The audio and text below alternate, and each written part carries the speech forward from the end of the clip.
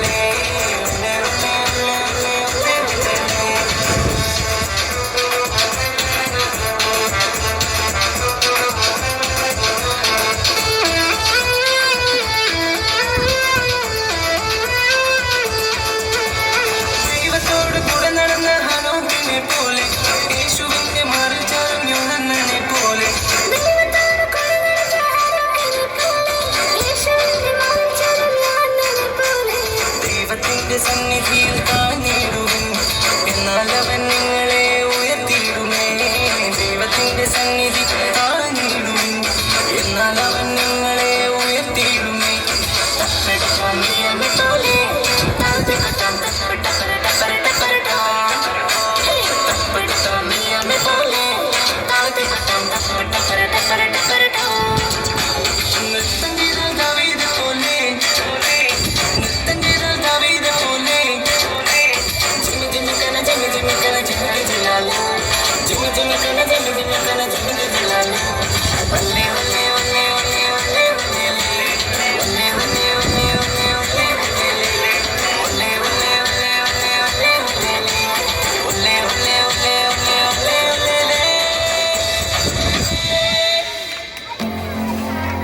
ലോകരക്ഷിതാവായി പിറന്ന യേശു നസ്രത്തിൽ വളർന്നു.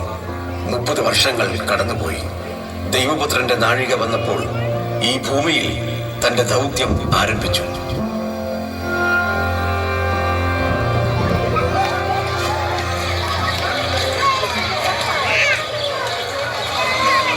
യേശുവേ, യേശുവേ, ദാവീദ് പുത്ര, ഞാനൊരു കുരുടനാണ്, എനിക്ക് കാഴ്ചയില്ല. ഈ മനോഹരമായ പ്രപഞ്ചം കാണാൻ എൻ്റെ കണ്ണ് തുറക്കണേ. എന്നെ സഹായിക്കണം യേശുവേ, എന്നോട് കരുണ തോന്നണം യേശുവേ. യേശുനാഥ, ഞാനൊരു രോഗിയാണ്. എനിക്കുണ്ടായിരുന്ന സ്വത്തും പണവും എല്ലാം വൈദ്യന്മാർക്ക് കൊടുത്തു. ഞാൻ ഇഞ്ചിഞ്ചായി ഇല്ലാതെയായി കൊണ്ടിരിക്കുകയാണ്. എനിക്ക് സൗഖ്യം വേണം. എനിക്ക് അങ്ങല്ലാതെ ആരുമില്ല. യേശുനാഥ, ഞാനൊരു പാപിയാണ്. മദ്യവും ലഹരിയും എന്നെയും എൻ്റെ കുടുംബത്തെയും തകർത്തു. സിയോൻ മലമുകളിലെ യാഗങ്ങൾക്കോ താഴ്വരയിലെ യോർദാൻ നദിയിലെ ജലത്തിനോ എൻ്റെ പാപം മായ്ക്കാൻ കഴിഞ്ഞില്ല. എനിക്ക് പാപമോക്ഷം വേണം. എന്നെ അങ്ങ് രക്ഷിക്കണം യേശുവേ, എന്നെ രക്ഷിക്കണം. മക്കളെ, ആരും ഭയപ്പെടേണ്ട. മാനവരാശിയെ നീരാളിപ്പിടുത്തം പോലെ കാർന്നു തിന്നുന്ന പാപമെന്ന മഹാവിപത്തിൽ നിന്നും പാപത്തിന്റെ ഫലമായി നിങ്ങൾ അനുഭവിക്കുന്ന ഈ ദുരിതങ്ങളിൽ നിന്നും മോചനം നൽകുവാനാണ് ഞാൻ മനുഷ്യാവതാരമെടുത്തത്.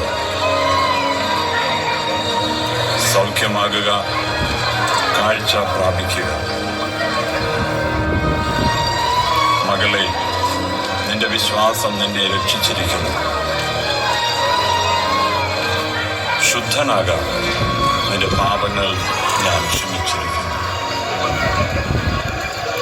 യേശുവിന്റെ കണ്ണു തുറന്നു. എന്റെ രോഗം മാറി. യേശു എന്നെ സൗഖ്യമാക്കി. യേശുവേ നന്ദി. ഞാൻ യേശു എന്നെ സൗഖ്യമായി. സൗഖ്യമാക്കി. യേശുവേ നന്ദി. യേശുവേ നന്ദി. യേശുവേ നന്ദി.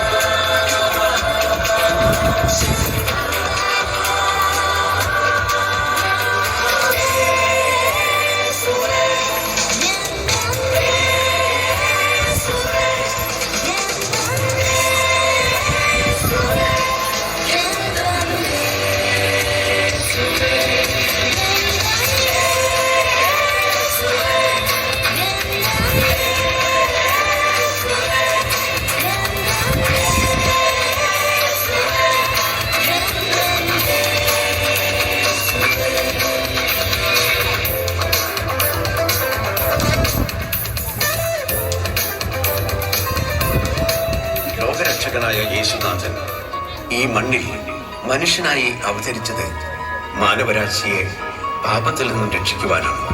എന്നാൽ സകല മനുഷ്യരെയും പാപത്തിലേക്ക് നയിച്ച് മരണത്തിനപ്പുറത്തുള്ള നിത്യനരകത്തിലേക്ക് തള്ളിയിടുന്ന സാത്താന്യ ശക്തികൾ ചിലരെ കരങ്ങളിലെടുത്ത് യേശുനാഥനെതിരെ തിരിച്ചുവിട്ടു. അവർ യേശുവിനെ പിടിച്ചു. സകല മനുഷ്യരും അനുഭവിക്കേണ്ടതായ ശിക്ഷ ഏറ്റെടുക്കേണ്ടതിനെ യേശുക്രിസ്തു സ്വയം ഏൽപ്പിച്ചു കൊടുത്തു. റോമൻ പട്ടാളത്തിലെ കാപാലികർ ചാട്ടവാറുകൾ കൊണ്ട് യേശുവിനെ ആഞ്ഞടിച്ചു.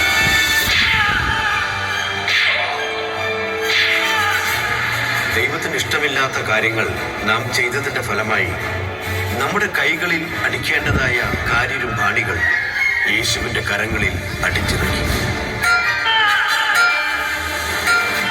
ദൈവഹിതമല്ലാത്ത പാപവഴികളിൽ നാം സഞ്ചരിച്ചതിന്റെ ഫലമായി നമ്മുടെ കാലുകളിൽ ഏറ്റെടുക്കേണ്ടിയിരുന്ന ശിക്ഷയ്ക്ക് പകരമായി യേശുനാഥന്റെ പാദങ്ങളിൽ ആണിവെച്ച് അവർ ആഞ്ഞടിച്ചു.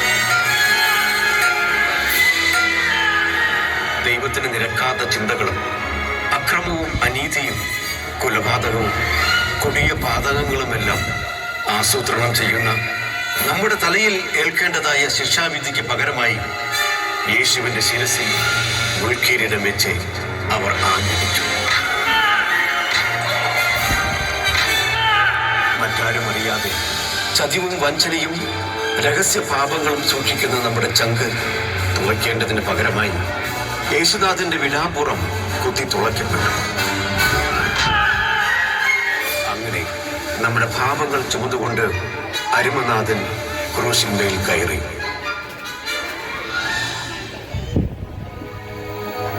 പാപത്തിന്റെ ശമ്പളം നിത്യനരകമെന്ന മരണമാകുന്നു എന്ന് വിശുദ്ധ ബൈബിൾ പറയുന്നു. നാം പാപം സംബന്ധിച്ച് മരിച്ച് നീതിക്ക് വേണ്ടി ജീവിക്കേണ്ടതിനെ അവൻ തന്റെ ശരീരത്തിൽ നമ്മുടെ പാപങ്ങളെ വഹിച്ച് ക്രൂശിന്മേൽ കയറി തന്റെ അടിപ്പിണരുകളാൽ നമുക്ക് സൗഖ്യവും വന്നിരിക്കുന്നു. സകല മാനവജാതിയുടെയും പാപത്തിന്റെ പരിഹാരമായി തന്റെ അവസാന തുള്ളി രക്തവും ജീവനും യേശുനാഥൻ നമുക്കായി ബലിയർപ്പിച്ചു. യേശുവിന്റെ ശരീരം ക്രൂശിൽ നിന്നും ഇറക്കി അരിമത്യക്കാരനായ യോസഫിന്റെ കല്ലറയിൽ അടക്കം ചെയ്തു.